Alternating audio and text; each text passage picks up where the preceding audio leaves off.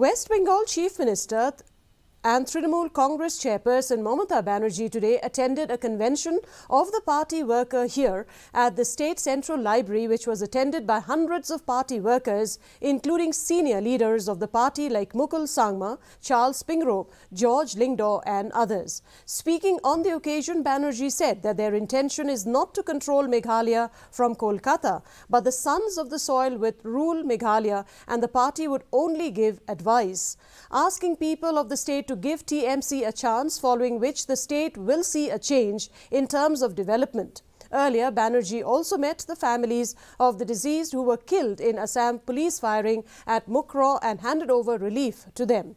Later, Banerjee also attended a pre-Christmas celebration in the city.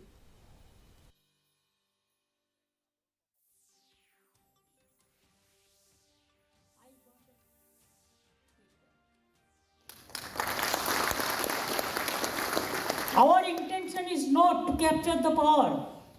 Our intention is not to control Meghalaya from Kolkata. But our intention, your son of the soil, they will take care. Only we as your sister, Abhishek as your brother, we can help you, we can advise you, we can give you the assistance. The state